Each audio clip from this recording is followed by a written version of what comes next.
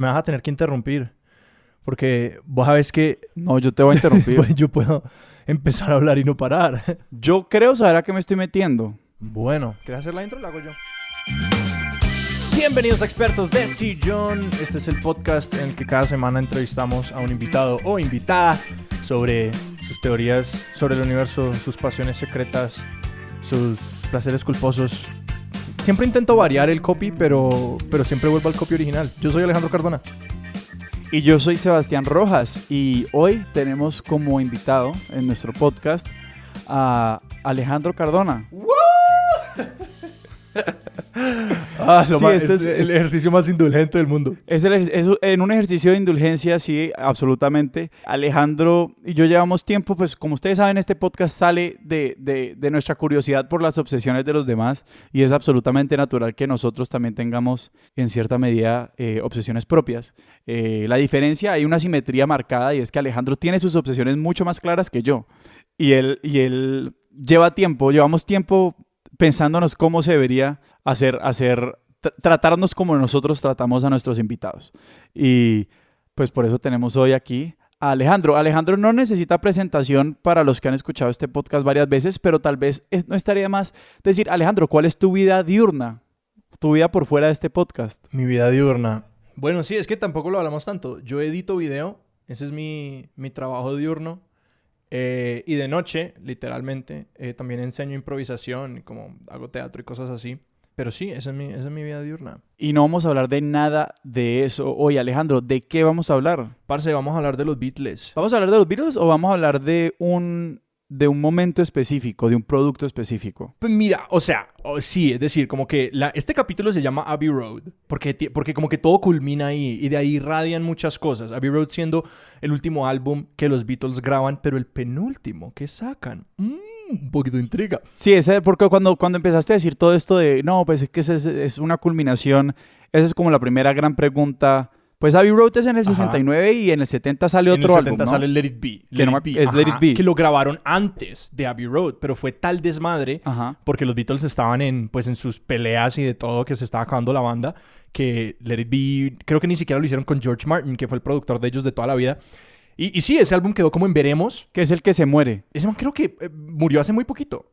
Creo que es el que estás pensando es Epstein, creo, el manager. Ah, sí, Epstein, perdón. Creo que se llama Brian Epstein. Yo no soy el mejor con los nombres de como el resto del equipo de ellos, pero sí, él es el que muere en algún momento y fue como tenaz para ellos.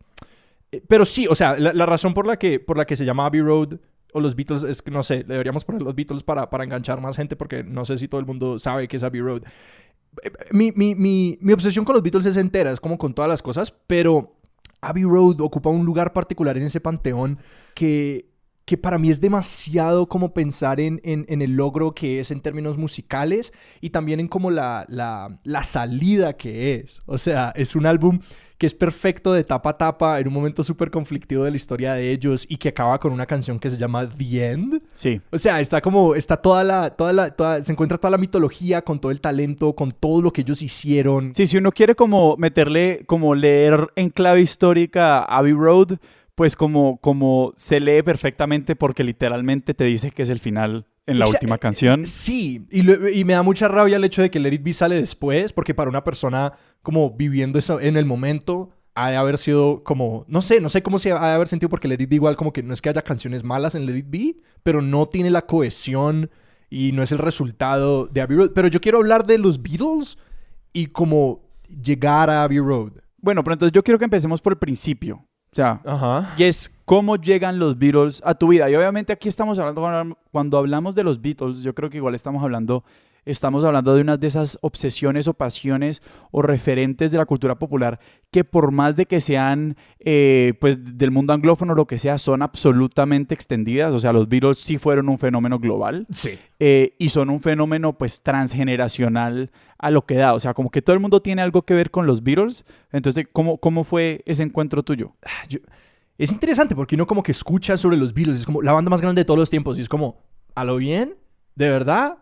Mejor que tanta... Como que es un título demasiado hiperbólico para darles. Pero lo curioso es, yo descubrí los Beatles, ¿qué? En el año 2010, por ahí. No, corría Como mínimo el año 2008. Porque ese fue el año en el que nosotros hicimos el musical de los Beatles en el colegio. Sí. O sea, tu bautizo tuvo que haber sido previo a eso. Ok.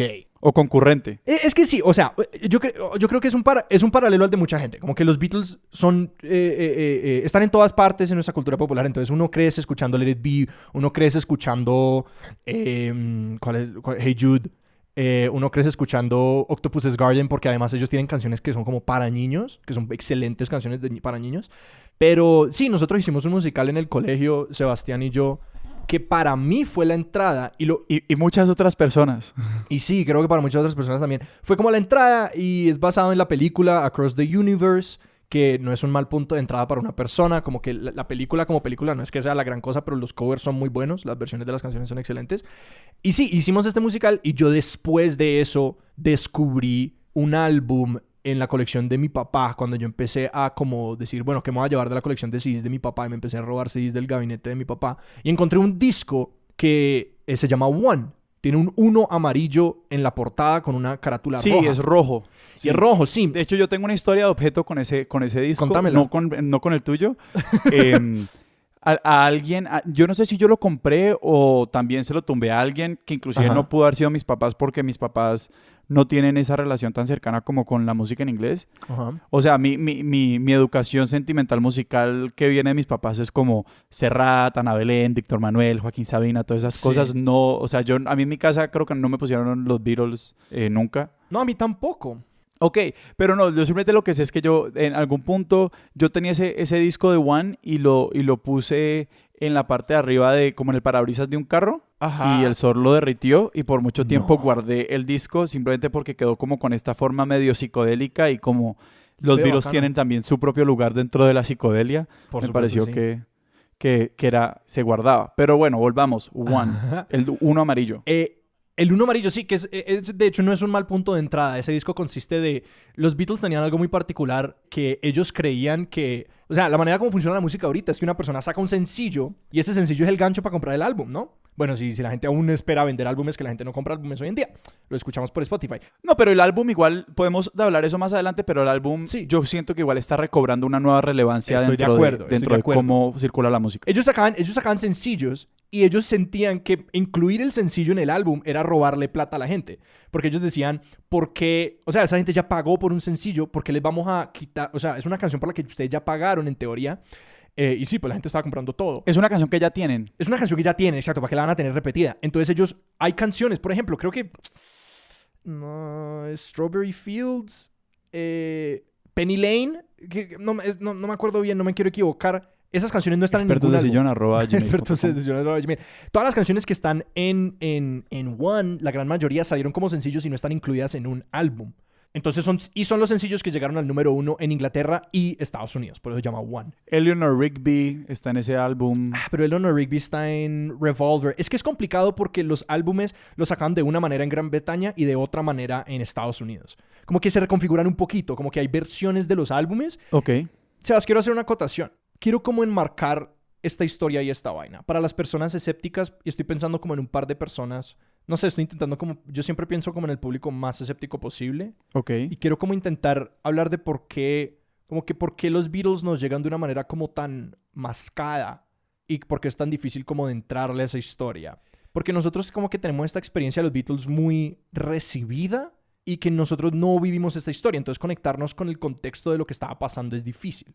Todo lo que los Beatles lograron como los Beatles fue antes de que estos manes cumplieran 30 años. Piensen en eso.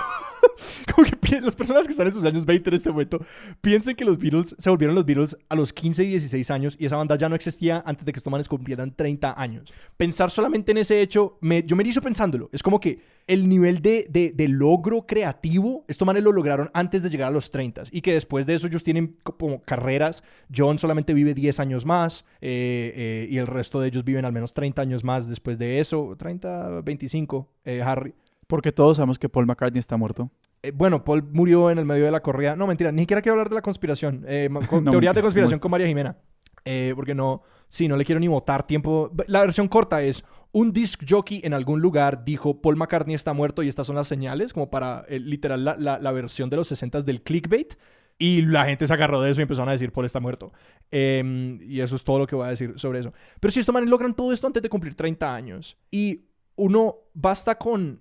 creo que la canción más como popular, así como intentando adivinar del periodo temprano de los Beatles, es Twist and Shout. Ujú. Como que yo creo que esa es como la que más play le damos hoy en día. Piensen en Twist and Shout. Piensen en lo que es eso musicalmente, ¿cierto? Eso está como súper conectado con Little Richard. Esto está súper conectado con... Sí, como con esa era de rock and rolleros, como con Elvis, ¿no? Sí. Y es eso, y no tiene mayor complique. Es como un par de guitarras, un bajo, una batería, straightforward, como de pa'lante rock and roll, ¿cierto? 10 años después, estos manes están haciendo Strawberry Fields, estos manes están haciendo I Am the Walrus, estos manes están haciendo Blackbird, estos manes están haciendo unas vainas orquestadas y orquestales y unas canciones completamente experimentales y que son otra cosa, ¿cierto? Como que uno las escucha y es como que, wow, esta es música que podríamos escribir el día de hoy y se sentiría moderna. Ese tránsito, ellos son responsables de ese tránsito en la música popular. Ellos son singularmente responsables de ese tránsito y lo hicieron en menos de 10 años antes de cumplir 30 años y cambiaron toda la música para todo el mundo para siempre.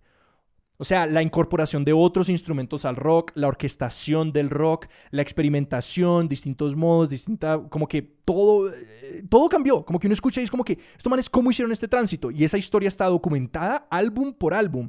En estos álbumes que estos manes sacaban cada 6 meses o cada año, lo cual es una locura en términos de creatividad. Estos manes escriben algo así como, tienen como algo así como 432 canciones grabadas, o la verdad yo no estoy seguro, pero eso era lo que yo tenía en mi lista de reproducción de iTunes cuando me bajé todos los álbumes y todas las grabaciones. Es algo así, piensen en eso, en 10 años, eso es como, o sea, hay artistas que llevan 30 años que no tienen tantas canciones. Listo, o sea, eso es algo que hay que tener en cuenta en términos de lo que es la trayectoria creativa de los Beatles y es lo que a veces es tan como lo que rompe tanto la cabeza de esta banda, que funciona al nivel de la crítica. Sí, es como que si uno evalúa el rol de los Beatles en la historia de la música, como nosotros llegamos a eso, a esa conclusión que nos acabas de decir. Y que yo quiero aclarar que esto sirve como un abrebocas porque yo siempre reconoceré, si ustedes no se conectan con la música, esto vale chimba. Como que no importa que yo les cuente pero todos es estos una factores pregunta, es que es porque eso es lo que a mí me da curiosidad aquí. Y es que yo creo que muchas personas no nos conectamos inicialmente con los Beatles por la música. Ajá. Yo personalmente creo, como pasa con muchas canciones que vienen, con mucha música que viene recibida, por ejemplo, sobre todo de papás o de familiares y cosas por el estilo, uno se conecta con ellos desde la relación con esas personas. O sea, yo creo que para muchas personas los Beatles son los Beatles no porque fueron la banda más grande que lo transformó todo, sino porque era la música de los papás. Pero no sé, pero me imagino pero para ver Abbey Road, digamos como que para vender esta idea de bueno, consideremos este objeto, Ajá. como que hay que separarse un poquito de que hay que conectarse no con la relación que esta música facilita, sino con la música en sí misma. De acuerdo. Pero eso quiero llegar a como cuando vos dejas, como cómo es esa relación tuya con los Beatles. O sea, nos dijiste, Okay, sí. Listo, un álbum, ¿qué pasó? Mira, yo empecé a escuchar, yo empecé por One y luego decidí como bajarme todo y ponía sencillamente las canciones en shuffle. Entonces yo como que no entendía los álbumes como estos lugares como estas unidades de sentido en sí mismas. Ajá, sí. Y el primer álbum con el que yo me enganché hace un resto fue Sgt. Pepper's Lonely Hearts Club Band, este primer álbum conceptual en el que ellos pretenden ser otra banda por 5 minutos y luego abandonan el concepto. A eso es a lo que me refiero con que no es un buen álbum conceptual. Como que la idea de un álbum conceptual es que es como hay una idea conceptual que transcurre el álbum. No sé, estoy pensando en como David Bowie y Ziggy Stardust and the Spiders from Mars, que le está contando como toda una historia astroespacial de una persona y es un personaje y tiene una historia. Los Beatles hicieron eso por 2 canciones y luego se aburrieron porque era un concepto de Paul y los demás no los enganchó. Y es un gran álbum que encapsula como la era psicodélica de ellos y yo realmente me conecté con la música. Como que no había un conocimiento de lo que pasaba como detrás de las escenas, pero sí, de nuevo, es como que yo invitaría a las personas a descubrir alguno de estos álbumes, como que siéntense y échenle una vida a uno de estos álbumes. ¿Y cuál fue tu canción favorita o cuáles fueron las canciones que verdaderamente te pegaron de Sgt. Pepper? Ahí está All You Need Is Love. Sgt. Pepper's, bueno, Sgt. Pepper's Lonely Heart Club Band. Todas. No sé, es que no estoy, ¿sabes? No estoy seguro si All You Need Is Love está en Sgt. Pepper's. Creo que ese es el sencillo que la acompañó, porque All You Need Is Love fue un sencillo escrito para una transmisión televisiva que los Beatles hicieron. Es decir, Sí. no me acuerdo si está incluida en Sgt. Pepper. Y no voy a buscar el track listing porque no me acuerdo. Pero no, o sea, es como que yo no me agarré de una canción en particular. Era como de sentarse a escuchar Sgt. Pepper fue lo que me agarré. Y pues ahí está With a Little Help from My Friends, Fixin' a Hole, Lovely Rita. Hay muchas. Como todas. Y Sgt. Pepper acaba con A Day in the Life, que es como esta canción súper icónica. Sí. Que se acaba después de que ellos cierran el concepto. Como que ellos hacen una canción que es como el cierre de Sgt. Pepper y luego está A Day in the Life. Y en este momento vos tenés 14, 15 años más o menos. Sí, o sea, fue después de estos 13 y empecé a escuchar eso y como que y hasta ahí llegué, pero realmente como que esta obsesión con la historia se dio hace más o menos como 2, 3 años. Y pues uno va coleccionando cosas, pero hace más o menos 2 años me senté a escuchar un par de podcasts que como que hablaban mucho de la historia de ellos y hay una antología de 38 horas, son como 20 episodios. Y es la historia de los Beatles contada en fuentes primarias, que se llama The Beatles Anthology Revisited, que es el documental de HBO expandido.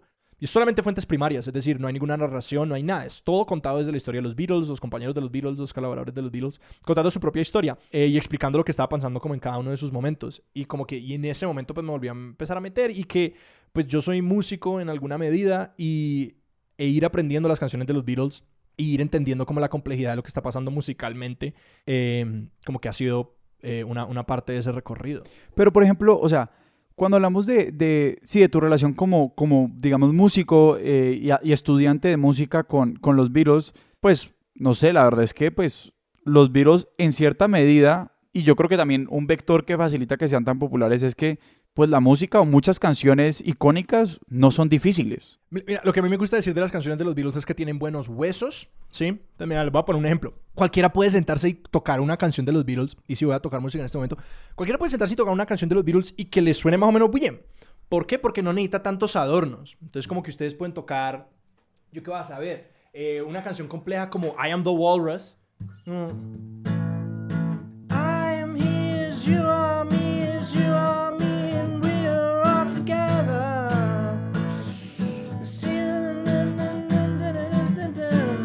Es como esas canciones melódicamente hay mucho pasando y uno no necesita.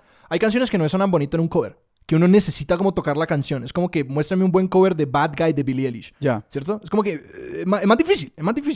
Porque la melodía es como... Y esto no es una crítica, son como distintas maneras de hacer música. Porque como que Bad Guy se basa más como... hay música moderna que es más como sobre el sonido y como la producción y como la manera como hacen que suene la voz de ella. Pero si miran la melodía es como... Yo no sé hacer eso interesante. No, aquí estamos hablando de igual también de un momento en la producción de la música pues donde había menos cosas. O sea, donde las grandes innovaciones pues venían de gente pues muy zafada que se le ocurría decir como pues no sé, estas historias que uno sabe pues que conoce de Queen, ¿sí me entendés? Y como que esta gente coger estos miles de rollos y ponerlo a decir como y eso va a sonar como es hoy en día, pues vos grabas 3 voces y las pegás por 100 en un track y funciona. Que hay una historia de John Lennon que se acercó al productor y le dijo, quiero que me hagas sonar como 100 monjes budistas parados en una montaña. Y se fueron a almorzar. y todos los ingenieros se miraron como, pucha, hay que hacerlo sonar como 100 monjes budistas para una montaña. El tipo de cosas que hacían ellos era literal, se metían en el amplificador y lo desbarataban y lo conectaban en reversa para que el sonido sonara como... Y cogían un piano y lo conectaban a un sintetizador Fender y suena rarísimo. Entonces, todos esos experimentos que ellos van buscando todos estos sonidos y que estos manes tenían... O sea, estos manes tenían el GDP de un país pequeño. Entonces podían hacer todas estas cosas. Tenían tiempo de experimentar en el estudio. No, pero igual vamos a que igual una de las lecciones de estas que no es un juicio a la música contemporánea. Pues a mí no me interesan este tipo de juicios a la música en general. De acuerdo, sí. Y uso esta palabra con, digamos, con...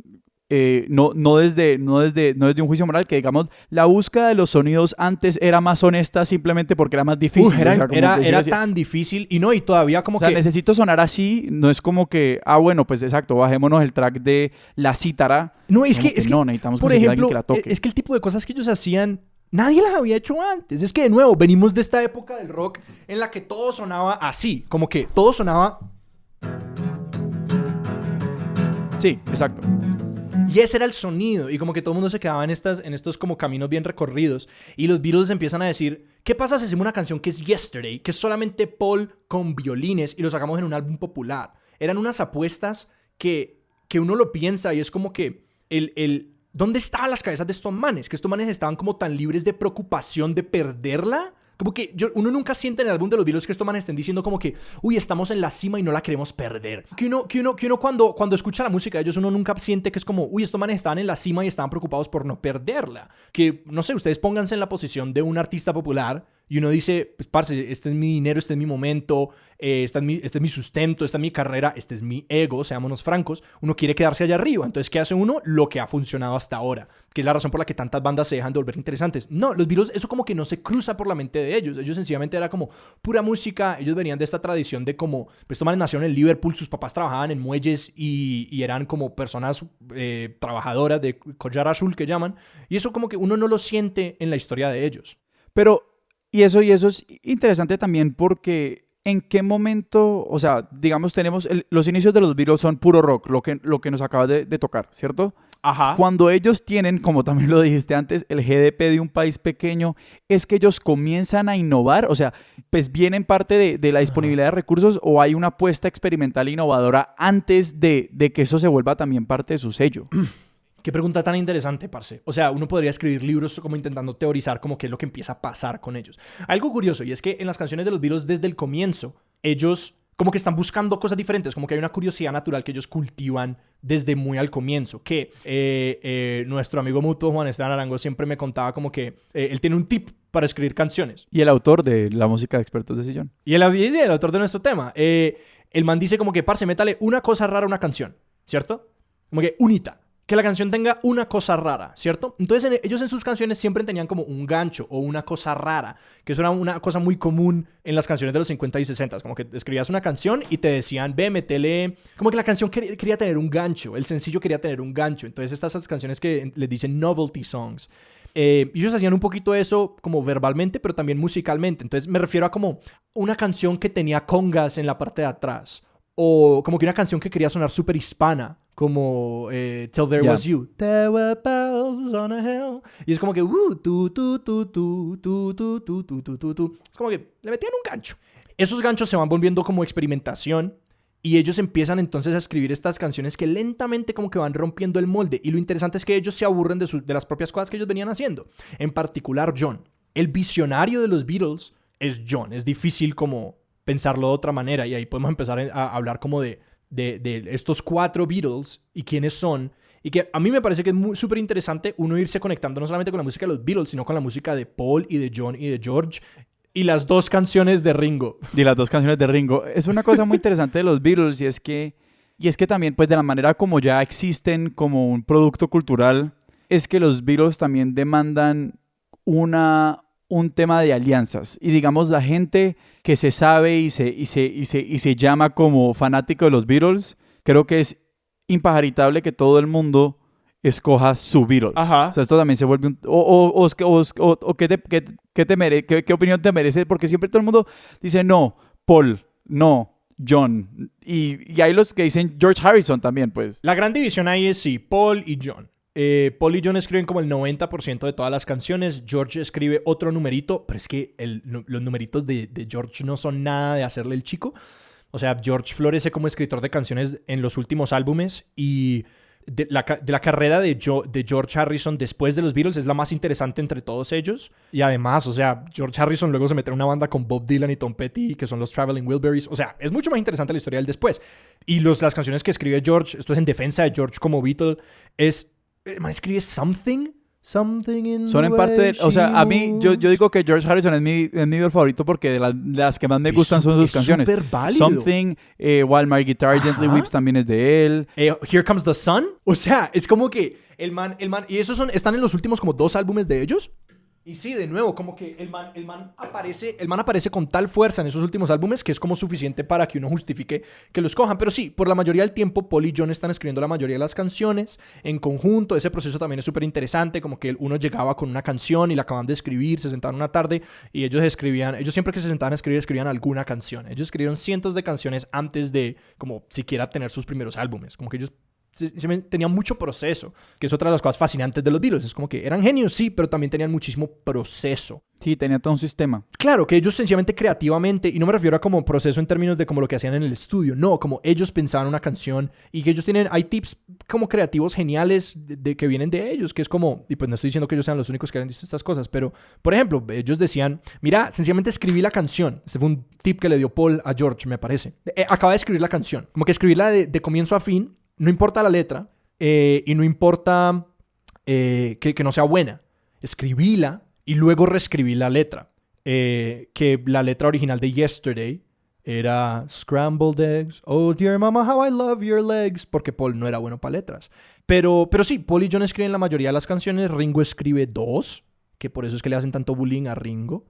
Y los Beatles nunca. Los Beatles amaban a Ringo. Ringo es el único de los Beatles que tocó en los álbumes de todos los otros 3 Beatles después de que se partieron. De manera el mejor socialmente. Pero pues no era un escritor de canciones. Entonces el man recibe una mala credibilidad en la historia. Pero, o sea, el man sin Ringo estar, los Beatles no hubieran existido. Expertos de sillón @gmail.com. Se habrían separado en el 3er año. Pero que sí, o sea, respondiendo a tu pregunta inicial, yo creo que uno empieza con esa división porque pues existe en la cultura popular. Como que Paul o John. Mira, yo soy un hombre de Paul. Yo me conecto mucho con la música de Paul.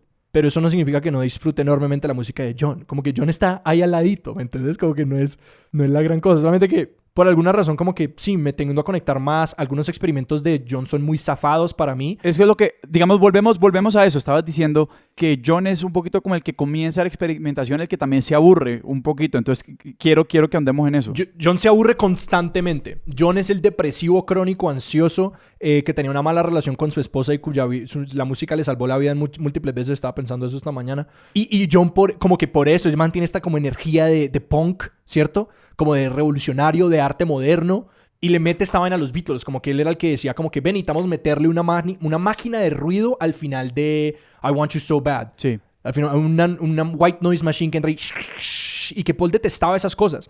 Paul era el que escribía canciones que suenan como un musical, como que...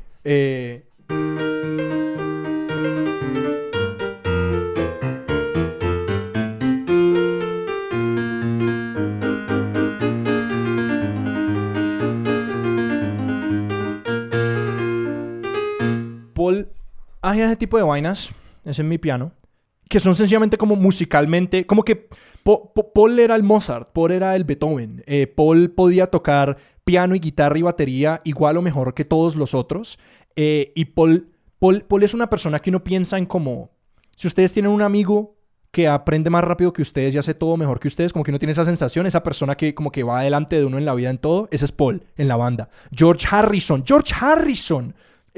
uno de los guitarristas más grandes de la historia, decía, es difícil tener una autoestima como músico cuando vos trabajas con Paul McCartney.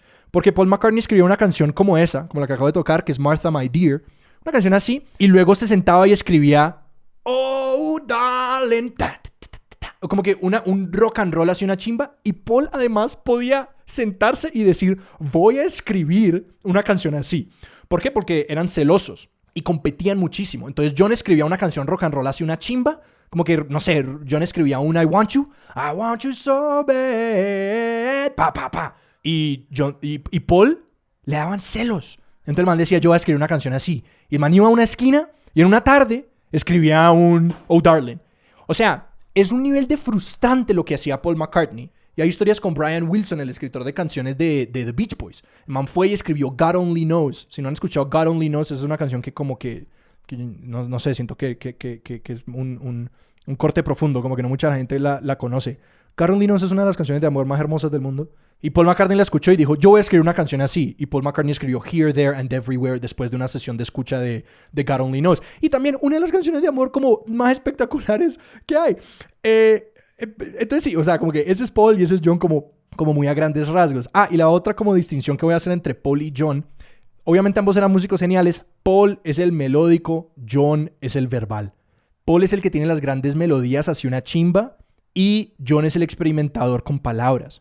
John escribe I am the walrus, across the universe, Strawberry Fields Forever, estas letras psicodélicas. El man era obsesionado con Alicia en el País de las Maravillas y Lewis Carroll. Entonces el man escribía estas cosas como psicodélicas, como extrañas, jugando con palabras. I am the walrus, el man se levantaba todos los días y escribía una línea en su typewriter, en su máquina de escribir. Y así es como escribió I Am the Walrus, como una línea al día de una idea psicodélica que tenía apenas se levantaba por la mañana. Paul un día se levantó con la melodía completa de Yesterday en la cabeza, sin letra. Y el man sencillamente se sentó en el piano y el man creía que era una canción que él ya conocía y que se estaba acordando. Entonces como que son estos dos tipos que tienen dos procesos muy diferentes. John preeminentemente verbal y le costaba trabajo las melodías. Como que el man tenía unas palabras y unas ideas que quería plasmar en música. El man empezaba a escribir y la melodía cambiaba y cambiaba y cambiaba y cambiaba. Paul, melodías venían de una y las palabras eran tiesas, eran básicas. Hasta el final de su carrera, como que Paul McCartney escribe canciones que las letras son chéveres, son bonitas. Como que Blackbird tiene una letra bonita, pero pues nadie está diciendo, marica, eso es poesía. Como que no es ningún Bob Dylan, no es ningún... Sí, no es poesía. Pero en ese sentido, listo, entonces ya tenemos más o menos como un mapa de quiénes eran estos personajes, de cómo eran las dinámicas internas de esta banda, de cuáles fueron las grandes innovaciones y como un poquito como si se quiere, como un poquito los cauces de este río que fueron llegando a este punto. Y, no, o sea, me gustaría que nos contaras cómo llegamos desde los Beatles tempranos, un poquito, cómo llegamos desde los Beatles, y esto es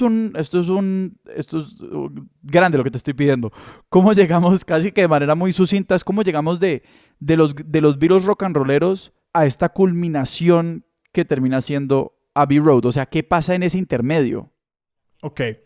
Para hablar de eso tenemos que hablar de los 3 álbumes que están como ahí en la mitad. Yo no me sé como, mentira, voy a intentar. El orden de los álbumes de los Beatles, así como de memoria, es Please Please Me, A Hard Day's Night with the Beatles. Luego creo que viene Help, y puede que me esté faltando uno. Pero Help es un álbum grande. Help es el pivot. Help es el álbum... Es el hito. Help es el momento en el que uno como que levanta una ceja y dice, esto está diferente. Porque Help empieza a asemejar como estas canciones más adelante. Como que creo que Ticket to Ride, Help está ahí, y Yesterday está en Help. Ajá. Yesterday es la primera canción que solamente cantó Paul en ella. Como que se empiezan a distinguir, como que empiezan a emerger como potencias en sí mismos, en cierta medida. Y sí, como que Help sale un poquito de ese sonido de rock and roll y las guitarras se empiezan a volver súper brillantes. Como que las guitarras se empiezan a distinguir un poquito, como que se pierde ese sonido del rock and roll. Y no sé, por ejemplo, en el riff de Ticket to Ride, pa pa pa pa pa pa pa pa pa pa tu, tum, pa, que es como esta guitarra súper brillante, que es lo que viene más adelante. Lo que sigue después de eso es Rubber Soul. Y aquí ya empezamos a hablar de estos álbumes que la gente los nombra como sus favoritos. Nadie dice, Please Please Me es mi favorito. Bueno, pues estoy seguro que existe alguien. O sea, después de Help viene Rubber Soul, viene Revolver, viene Rubber Soul, seguido por Revolver, White Album, seguido por Sgt. Pepper, seguido por el White Album, seguido por Abbey Road, seguido por Let It Be. Que estos ya son álbumes muy grandes, que, a ver, unas distinciones de estos álbumes. Ya no hay covers. En los primeros como 4 o 5 álbumes hay varios covers, bastantes covers. Ellos todavía hacen un par de covers, pero luego es como todo original. Pero, por ejemplo, I Wanna Hold Your Hand es Beatles temprano. Sí, pero el sonido, como que, o sea, de nuevo, los huesos están ahí, pero el sonido todavía no es esta vaina como experimental y todo eso. I Wanna Hold Your Hand es una de las canciones más hermosas de la historia. Pero sí, ese como sonido del rock and roll que empieza a abrirle puertas a otra gente. Hay el podcast que me gusta escuchar se llama Screw It, We're Just Gonna Talk About the Beatles. Que es básicamente este ejercicio. Parce a la mierda con todo, vamos a hablar de los Beatles porque sí. No tenemos ningún crédito para eso, pero hagamos eso. Para los gomosos, ellos hacen un recorrido de los primeros 10 álbumes de los Beatles en su primera temporada. Y ellos dicen, hay bandas que tomaron una canción de los Beatles e hicieron de ese sonido una carrera. Sí, hay bandas que continúan sonando igual, como que sus guitarras suenan igual, su sonido es igual. Los Beatles no suenan igual en 2 canciones. Entonces viene Help y después sigue Rubber Soul. Claro, y en Rubber Soul es este álbum que yo lo siento más acústico. La gente le dice el álbum de la marihuana. Como que es el álbum más... Los primeros 5 álbumes... Sí, pues porque tiene Girl. Ajá, los primeros... También, uy, pero, o sea, Girl es una canción de marineros. Sí. Es como una canción de marineros ahí. No, yo estoy pensando más en Norwegian Wood. Ah, sí. Michelle. Y bueno, hay otricas que no las vamos a nombrar todas. Pero sí, este álbum que es como más acústico, pero empieza a tener este sonido. Y luego, parce, ellos encuentran el sonido de sus guitarras en Revolver. Ellos se ponen a experimentar un resto y encuentran este sonido como súper brillante. Y también empiezan entran muchísimos más instrumentos adicionales. Entran trompetas, entran violines, entran como una orquesta, ¿sí? que eso es mucho la influencia del quinto Beatle, George Martin. George Martin es el productor de ellos y este man es, o sea, sin duda es el quinto Beatle. Como que una pregunta más interesante es quién es el sexto, séptimo y octavo Beatle. Que pues ahí hablamos de las otras personas que tocaron en las sesiones, las otras personas que contribuyen a la música, pero George Martin era el quinto y el man era un músico entrenado clásicamente. Y entonces es el que les mete la orquestación, o sea, el que tiene ese, digamos, y el que también es un tema de darles gusto, ¿no? Pues porque imagino que en la medida en que trataban esta gente de innovar, pues su productor y su manager y las diferentes personas por sus propias historias con la música estaban más o menos predispuestos a acoger ciertos experimentos y a tratar de potenciarlos, pues que es natural. Claro. No, y que es fantástico porque como que el espíritu colaborativo se siente mucho ahí. Porque George Martin era muy propositivo. El man decía, ¿qué tal si le metemos a In My Life un harpsicordio? Y el man se quedaba en el estudio, grababa... Nos vas a tener que explicar, o al menos a mí, qué es un harpsicordio. Ok, bueno, la verdad no es un harpsicordio, es un piano al doble... Un harpsicordio es el instrumento que viene antes del piano, que mi piano tiene una función de harpsicordio. Es como lo que tocaba Bach.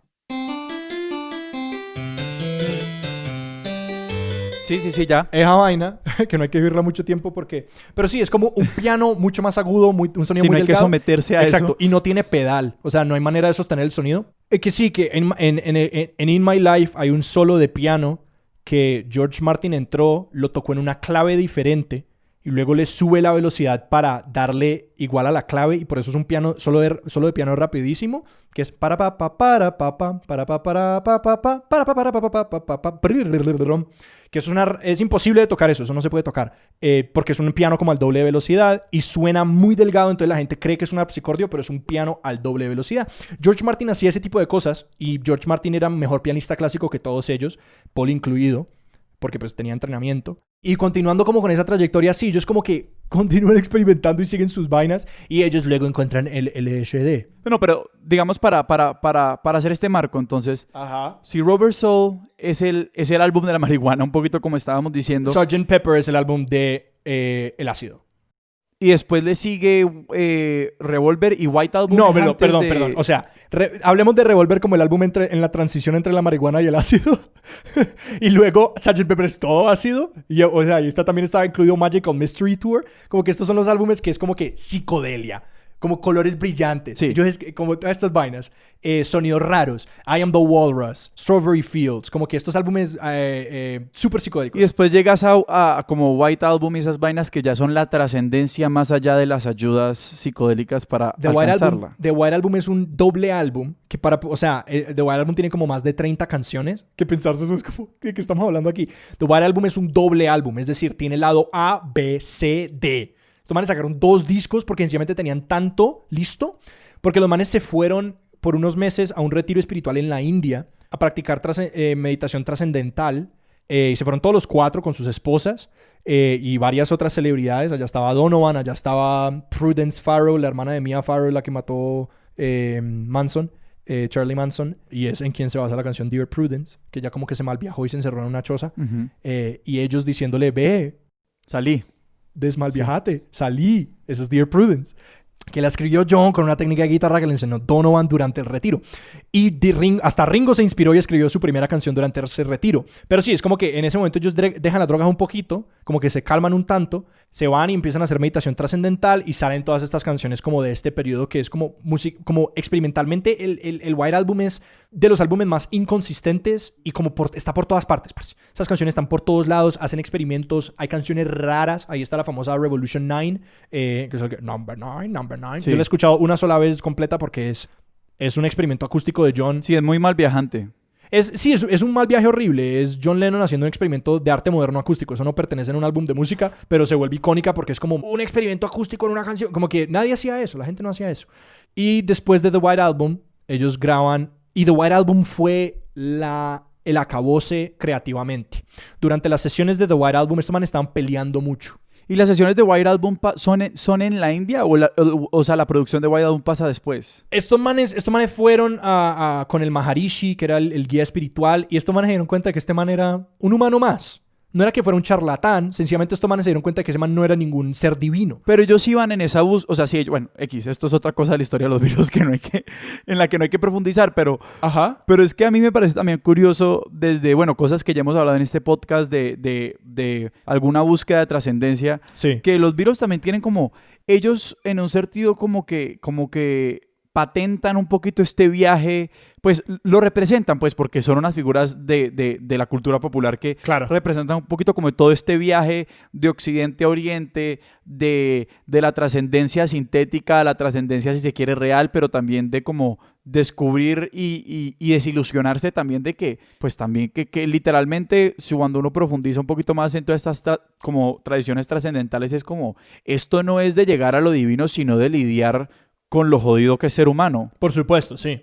Que sí, ellos fueron a donde este Maharishi y eso fue lo que encontraron. Como que ellos sentían por lo menos que no encontraron las respuestas así súper trascendentales y se dieron cuenta de que él era un tipo fallido también. Hay muchas canciones. Sexy Sadie es hablando de la desilusión de John con el Maharishi, por ejemplo. Sexy Sadie, what have you done? You made a fool of everyone. Es John y creo que la primera letra era Maharishi, what have you done? Como que, pero John es el rey. John tiene tantas canciones que son literalmente él hablando mal de alguien y en el último segundo la cambiaba y queda una canción hermosa. Pero vamos es que White Album es un desmadre creativo y esto tiene unos efectos ya mucho más grandes en lo que es la banda. O sea, White Album puede ser que es el baile sobre el precipicio. Uy, total. Es decir, mira, Ringo se fue durante la sesión de The White Album. Ringo dijo, hasta aquí llegué, parce. Y las primeras canciones del lado B del... Y Ringo, que ya hemos dicho que es literalmente... El amor, el amoroso. El pacificador de la banda. Exacto, y en cierta manera también el man que está parado en la mitad, ¿cierto? Porque el man es el pacificador, es el querido, es el que todos aman. Y Ringo dijo, hasta aquí llegué, no puedo más con la toxicidad de esta banda. Y Ringo se fue. Y estos manes entraron en crisis. Paul empezó a tocar batería en algunas de las canciones, como que siguieron con las sesiones, pero no era lo mismo. Y luego los manes, o sea, fueron a la casa de Ringo y le dijeron, ve, ya no vamos a pelear más, volvé por favor. Cuando Ringo volvió, le llenaron el estudio de flores. O sea, los manes eran como, Ringo, volvé, por favor, te necesitamos. Pero pues, hablando un poquito como lo que lleva al fin de los Beatles, de nuevo, es pensar que estos manes se conocieron a los 15 años. Estos manes no eran personas. ¿Me entiendes? Como que... O sea, sí, eran individuos muy completos, pero, o sea, estamos hablando piensen lo que uno cambia de los 15 años a los 25, 28, casi 30 años. Se habían encontrado creativamente, pero estaban desarrollando sus propios intereses musicales. A George Harrison le interesa mucho la música india. John quiere más experimentación. Paul es un Mozart, un Beethoven que podría hacerlo todo él solito. Esas cosas empiezan a rozar, ¿cierto? John dice, empujemos por aquí. Paul dice, empujemos por acá. George está escribiendo estas canciones y tradicionalmente ellos le hacían el chico a George. Como que George decía, oigan, esta canción está suficientemente buena para incluir en el álbum. Y John y Paul, como jueces, decían, sí, me gusta o no me gusta. Entonces, o sea, eso empieza a crecer. Como que el man ya... No, se revienta, se putea Obvio, todo. Eso se va a reventar eventualmente. Y todo eso llega a la combinación con el White Album, que en el White Album ellos como que se intentan tomar un descanso y después del White Album vuelven para el desmadre que fue Let It Be. Que Let It Be es el penúltimo álbum que graban y ellos se reunieron y salen y hay muchas canciones muy buenas en Let It Be, pero no es remotamente tan interesante, como que no cabe en esta como en esa línea recta que uno traza como Rubber Soul Revolver, Sgt. Pepper's, White Album, Abbey Road. Como que Let It Be es un grano es un grumo que uno tiene que como que pensárselo de una manera diferente. Es como que no cabe en términos musicales, pero cabe en términos de la historia de ellos personal del conflicto. Y Let It Be lo graban, creo que George Martin, el productor de ellos, ni siquiera como que o no está, no me acuerdo bien, es como que o no está involucrado o ellos redujeron mucho como la capacidad de George Martin de guiarlos. Su rol. Y en ese momento casi que se acaban los Beatles. En Let It Be casi se acaban. Bueno, ¿y cómo salvan toda esta vaina para llegar a Abbey Road? Que también es una corona. O sea, Abbey Road es un albumzazo. Es increíble, es la culminación de todo. Y ahorita hablamos de por qué, pero lo que ocurre es, Paul quería salvar la banda a toda costa. Ringo como que no tenía problema con nadie, pero Ringo como que Ringo era como que, parece estos manes se detestan. Sí, ya estaba mamado. Como que yo pienso estaba mamado de lidiar con todo. Exacto, pero hasta el final hubo mucho amor, como que para odiarse así, Paul, o sea... las historias de Paul y de John son muy tiernas de cierta manera, como que cuando a John Lennon le dieron la plata de su cumpleaños 18, John usó la plata para irse a París con Paul McCartney. Como que el man dijo, ve, mi plata de cumpleaños no la vamos a usar para irnos los dos juntos a París. Y, dato curioso, ahí se consiguieron un cierto corte de pelo. No, o sea, claramente aquí había mucho amor porque era una relación de años y de que habían trasegado por la vida en múltiples momentos. Y eso no se podía acabar así como así si se iba a acabar. Y Paul McCartney está obsesionado con que no se acabara. Pues ya estaba mamado Ringo. Sí, y solamente quiero mencionar el paralelo con Elvis, que el referente de ellos era Elvis. Elvis era el otro tipo que antes de ellos era el dios, ¿cierto? Y ellos decían que es solitario ser Elvis. Porque ellos estaban viviendo esto juntos, mientras que Elvis lo vivió solo. Y quizás uno por eso entiende como la caída de Elvis, como Elvis engordándose y Elvis como sucumbiendo a su psicosis. Yo no soy historiador de Elvis, pero como que así es como entiendo esa historia, como de su vida y caída. Pero los Beatles por lo menos lo vivieron juntos. Entonces ellos podían como lidiar con el ego gigantesco de ser esta cosa, de ser este dios, repartido entre 4. Y les permitía poner como un escudo entre ellos mismos y sus propios egos. No, y lo cuidaron también porque en la medida en que hay una cosa, y es que los Beatles, pues es la primera entidad, digamos, que los aglutina a todos, y también una parte de este conflicto es que los Beatles fue los Beatles mientras ninguno de ellos fuera tanto uno solo. Claro. Y hacia el final, pues simplemente como que hacer ese balance entre esta gran entidad que nos aglutina y tenemos que salvar porque es la que nos va a sobrevivir o con la cual sobrevivimos. Y hay un punto en el que de pronto ellos ya dicen, yo ya existo y puedo existir y quiero existir más allá de los Beatles. Y que le estás pegando exactamente. El que más representaba esa necesidad de existir por fuera era John, a mi parecer. Pues porque ahí igual tenemos dos elementos de las dos personalidades grandes de los Beatles, que son John y Paul. O sea, Paul era un músico que podía hacer todo y además era un músico, digamos, en cierto sentido comprometido con esta idea de la música como se hace, o sea, y de la banda. Además, o sea, un músico prolífico, impresionante, un gran arreglista, un gran compositor. Y de la banda. O sea, no, es que a lo que voy con eso es que cuando ellos se separan, John se vuelve John. Y Paul se vuelve Paul se vuelve Wings. Paul se casa con su esposa y se vuelve en una banda que se llama Wings. Es como que a Paul era el que le interesaba estar en una banda. Y Paul es el que va a donde John y a donde George. Y bueno, a Ringo solamente tocaba garantizarle que no iba a ser igual de tóxico. Hicieron las siguientes concesiones. Les dijeron, oigan, hagamos un último álbum. Bueno, no un último álbum, pero digo porque Paul no se quería partir. John tenía en la cabeza que este era el último álbum. Pero Paul fue a donde ellos les dijo, hagamos un álbum. Vamos a traer, y fue a donde George Martin, el productor, y George Martin le dijo, ok, lo hacemos, pero lo hacemos a mi manera. Yo soy su productor, lo hacemos como hacíamos los álbumes antes.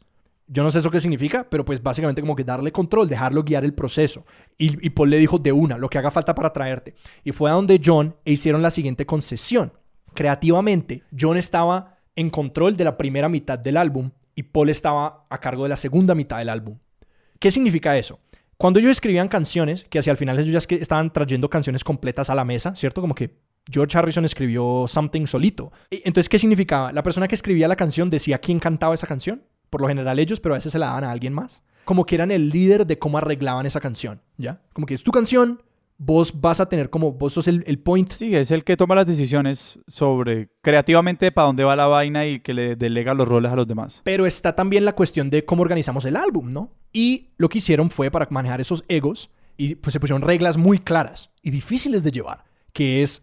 John, vos estás en control de la primera mitad, Paul estás a cargo de la segunda mitad. ¿En qué resulta eso? Al final de la primera mitad del álbum, la primera mitad de ese álbum acaba con I want you, she's so heavy, ¿cierto? I want you, pa, pa, pa, I want you so bad. Esa canción dura como 5 o 6 minutos, 7, algo así, es larguísima. Es un jam, acaba con pa, pa, pa. Y esa es la pasada de la antorcha, ¿no? Es un poquito, sí, pero esa canción acaba con, lo mencioné antes, la máquina de sonido, el white noise machine, la máquina de ruido.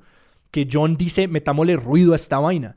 Hay una historia que dice que Paul sencillamente miró al piso y se quedó callado. Porque él detestaba esa idea.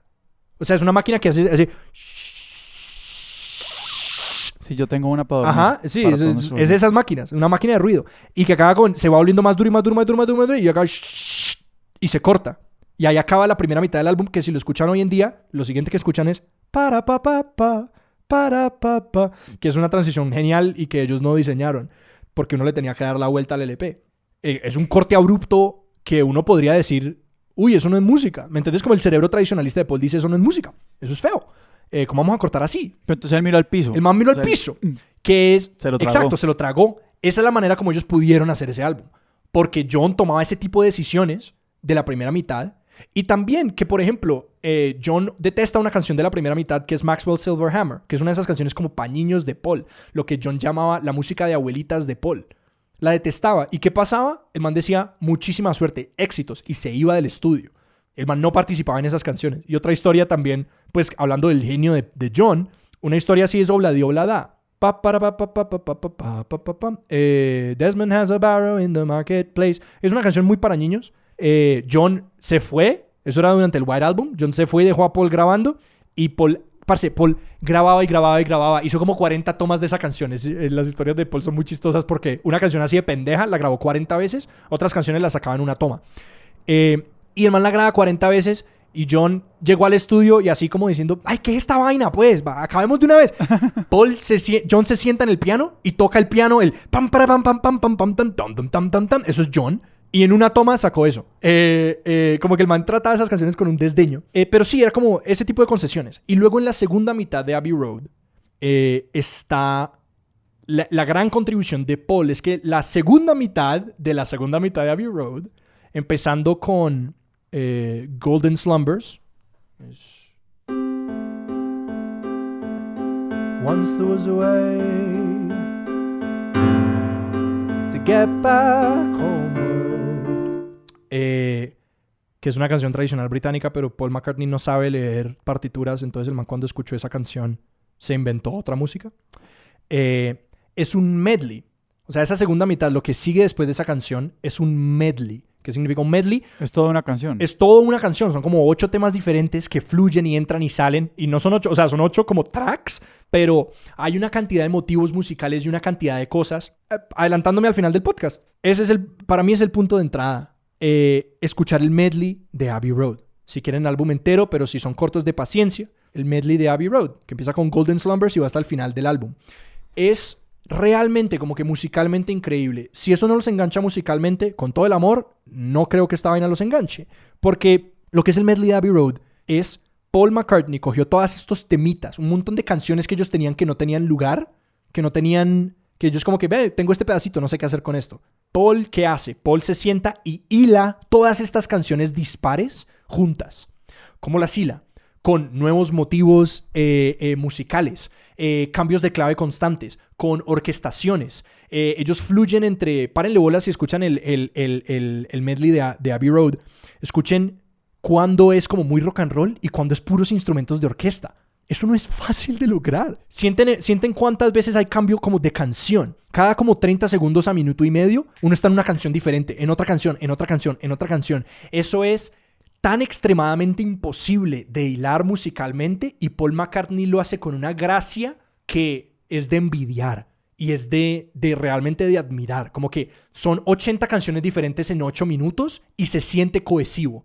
Mi gran pregunta sobre Abbey Road es cómo leer el álbum, porque obviamente como que no quiero hacer el ejercicio de irnos como canción por canción, pero pues creo que a la larga todo esto confluye a que digamos hay varios niveles de lectura de este álbum, pero pues que ya hemos dado cuenta de eso en esta conversación, y es que dentro de la historia de los Beatles, pues, y digamos de las dinámicas internas de la banda, tiene una posición súper marcada. De la misma manera musicalmente, pues cómo se lo reparten y qué es lo que cada uno crea por su lado. Ajá. Es, digamos, como los parámetros que hacen que este álbum sea, pues, distinto a todos.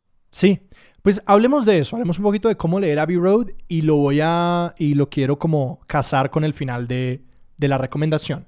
Como que, sí, la gran recomendación de este episodio es vayan y escuchen Abbey Road, ¿no? Les propongo lo siguiente.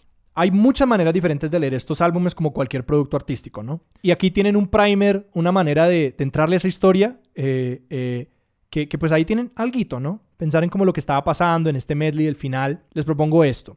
O sea, manera 1 de escucharlo. Siéntense y escúchenlo. Como que póngalo en el carro. Bueno, no podemos salir. Siéntense y escúchenlo. Hagan a un lado el celular. Como que escúchenlo. No sé. Estos ejercicios de escucha son valiosos. Y como que dedíquense solamente a escuchar estas canciones. Mientras cocinan incluso. Mientras que hacen algo mecánico con las manos que no les distraiga y que se puedan perder en la música un poquito. Ese es el primer ejercicio. El segundo, que a mí me gusta mucho hacerlo, incluso habiendo escuchado Abbey Road 100 veces.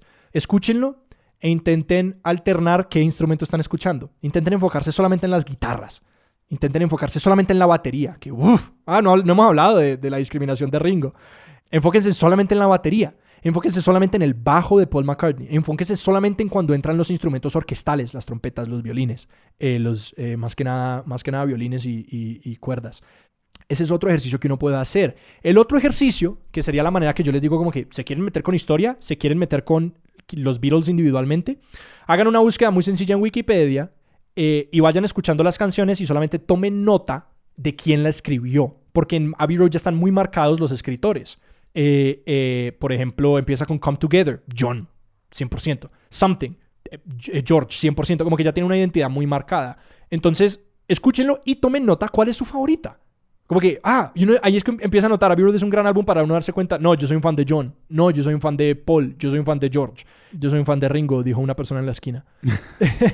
Yo amo a Ringo, pero el man no escribía tantas canciones, entonces como que uno no puede, el man escribió 2 canciones, Don't Pass Me By y Octopus's Garden, y Octopus's Garden yo insisto en que la escribió 50% George Harrison. George lo ayudó cantidades. Y es válido, como que no todos los músicos son escritores de canciones y esa es como... voy a defender a Ringo porque no lo hicimos. Que parte de la traba de Ringo es que pues nosotros como cultura apreciamos mucho a los escritores y poco a los intérpretes. Y eso está como casado con pues, el culto a la celebridad y también como con el decaimiento de la música clásica en lo moderno. Por lo menos yo lo veo así. Que en la música clásica nosotros...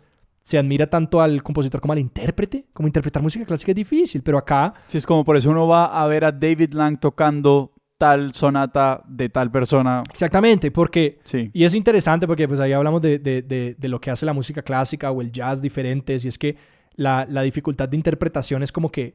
para mí es la diferencia entre la maestría y el genio, que el maestro le pega a una marca como a una diana que nadie más le puede pegar, ¿cierto? Ese es David Lang.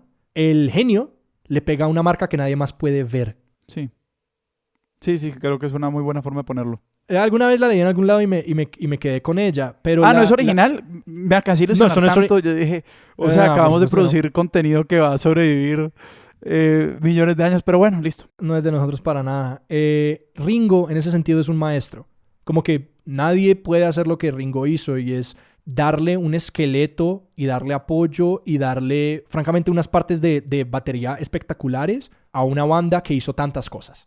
Como que Ringo no le perdió el paso un minuto a los Beatles. Y el man abrió lo que podía ser una batería como en el repertorio percutivo del rock de una manera enorme. Y otra cosa, que es parte de la razón por la que Ringo dicen como que Ringo no es un buen baterista... Hablen con bateristas, las partes de Ringo no, o como que escuchen lo de un músico o de un baterista. Yo no sé, yo no he conocido al primer músico, expertos de sillon@gmail.com, que me diga que Ringo es un mal baterista. Es como un conocimiento recibido extraño. Ringo no creía en los solos de batería. Ringo creía que el lugar de una batería era en no ser notado. Aguantar. Claro, es que es el soporte, es el esqueleto. Es como que es un dicho creo que es de David Mamet, que dice, el clavo no tiene que ser una casa tiene que ser una casa, pero el clavo está ahí para ser un clavo. Y que no es por ponerse líricos, pero no ni literarios por decirlo así, pero es que la metáfora de quién fue Ringo Starr en los Beatles es perfecta si uno piensa que los solos de batería no existían para él, sino que tenía que aguantar. O sea, le pegaste perfecto. Es que eso es exactamente eso. Es cuando se cayó la batería, se cayó el esqueleto y pues, exacto. O sea, en un sentido, obviamente. Al mismo tiempo, te está la razón, el man al mismo tiempo era el esqueleto rítmico y el esqueleto emocional de los Beatles. De los Beatles, pues en parte cuando pasan 1000 cosas más, pero cuando se mama Ringo, claro, se cae todo. Se cae todo. Y ese es el rol de una batería en una banda. El único solo de batería de Ringo está en la canción The End y los 3 Beatles les tuvieron que rogar a Ringo para que hiciera un solo. Y dura 16 compases. Es cortico. Y es sencillo. Pam, pam, pam, pam, pam, pam, taca, taca, pam, pam, pam, pam, taca, taca, pam, pam, pam, pam, pam, pam. Sí. Es icónico y es de muy buen gusto. O sea, no es virtuoso. Ringo no es Slash. Ringo no es este tipo que toca a toda velocidad. Pero el gusto, de nuevo, de estas personas, como que no se los puede quitar nadie. La madurez con la que tocan. El caso...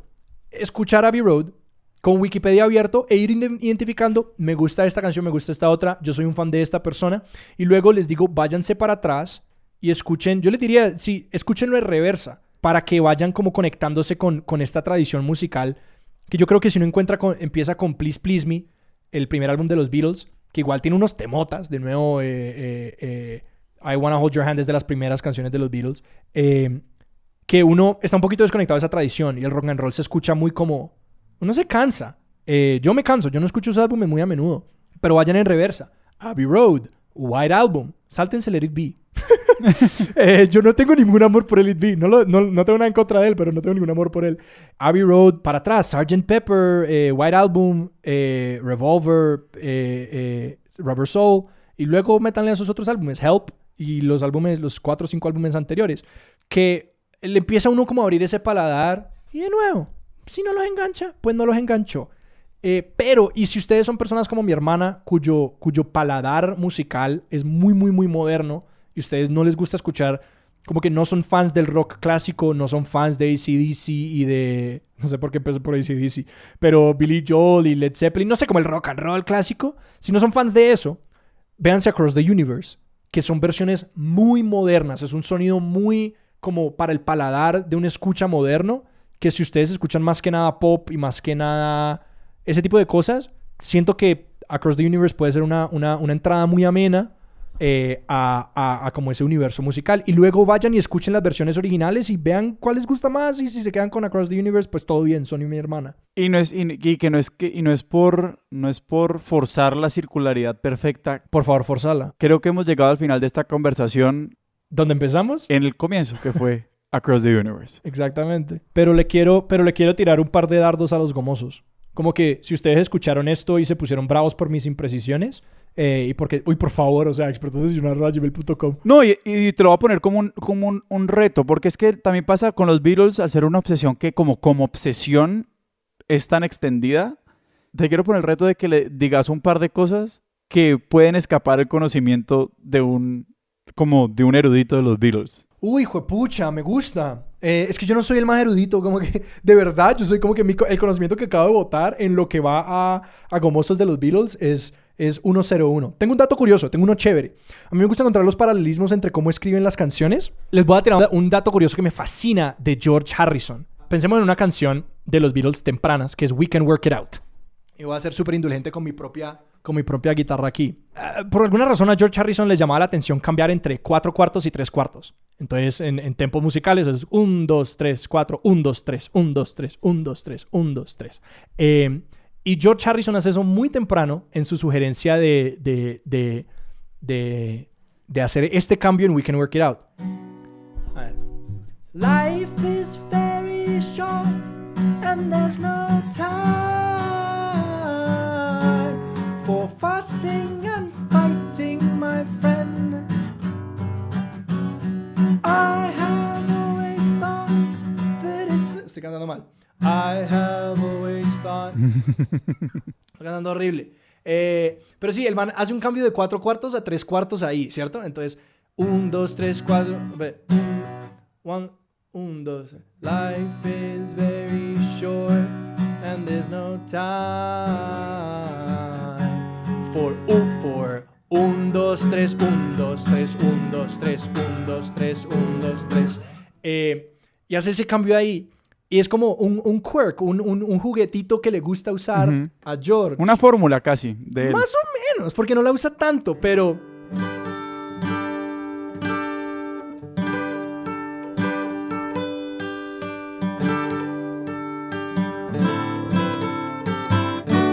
Pero eso es el tanana. Exacto, que el man vuelve a aparecer en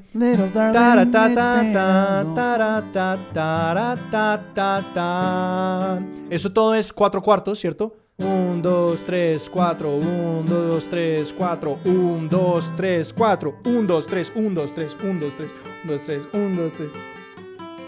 Ahí lo toqué mal, pero sí. 1, 2, 3, 1, 2, 3, 1, 2, 3, 1, 2, 3, ese cambio de 4/4 a 3/4 es algo que como que por alguna razón existía en el cerebro de George y lo usó por lo menos 2 veces en 2 momentos muy diferentes de la historia de ellos, y que la primera vez sé que se los vendió a ellos como algo Como que, oigan, ¿y si hacemos un cambio de 4/4 a 3/4? Y que luego para cuando lo hace como en Here Comes the Sun, está tan incorporado y es tan natural que nadie se da cuenta. Nadie se da cuenta que acá hay un cambio de 4/4 a 3/4 que son cosas abruptas. Como que contar de 1, 2, 3, 4 a 1, 2, 3, 1, 2, 3, 1, 2, 3, tararara. Pero está tan integrado en la música que está en esos dos lugares. No sé, ese es mi dato como curioso, pero es más musical y menos histórico que de ellos. No, pero vuelve un poquito a, si uno lo lee en el gran contexto es, si la primera vez que se usó fue innovador y la segunda vez que se usó fue algo más del paisaje. Claro. Quiere decir que no solamente ellos en su estilo, sino que en todo el contexto y en las convenciones del género, pues fueron tan influyentes que ya se mezcló con todo lo demás que había. Sí. Vení, tengo un dato curioso así como histórico para los gomosos que quedé con la pregunta.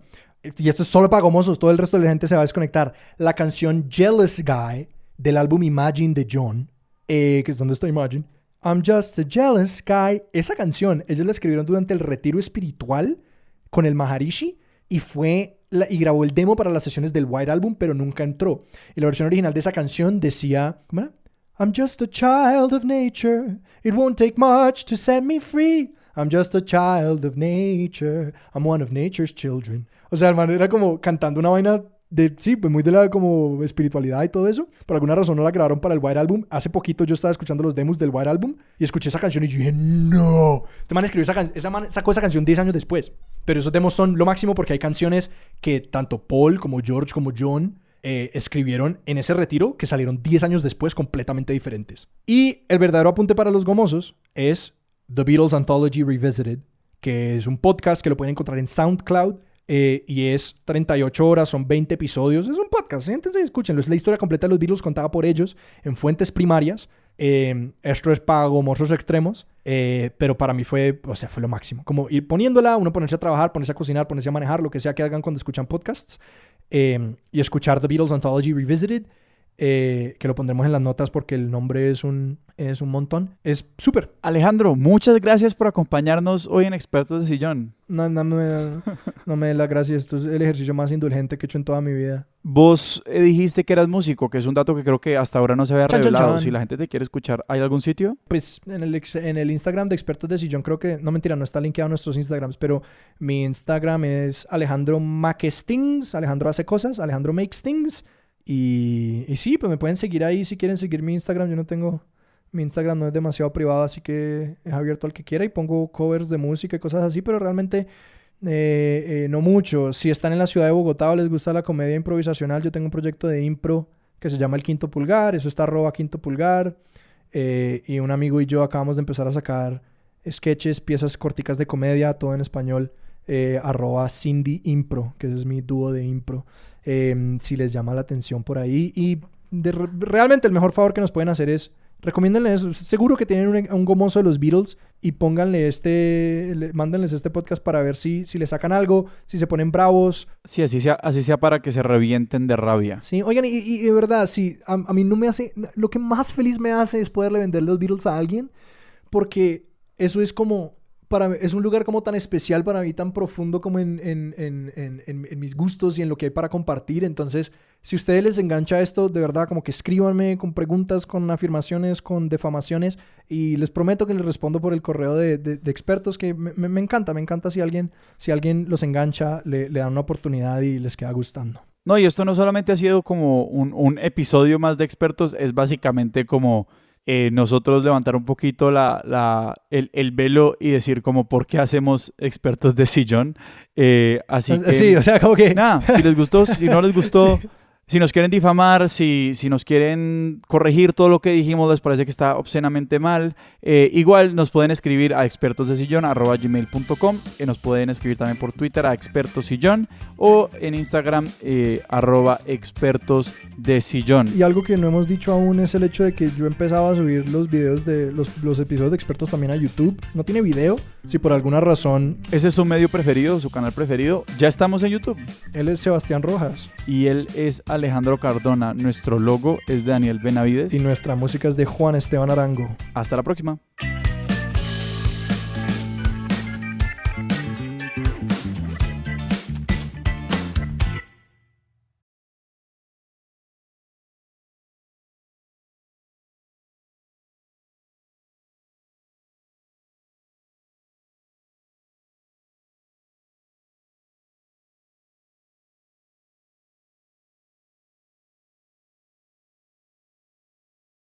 ¿Y qué canción? ¿Qué canción tiene dos voces? De Juepucha, una. pues Two of Us. Sí, los dos. Two of us riding no... Ya te doy la entrada, vale. 1, 2. Two of us riding nowhere, spending someone's hard-earned pay. You and me Sunday driving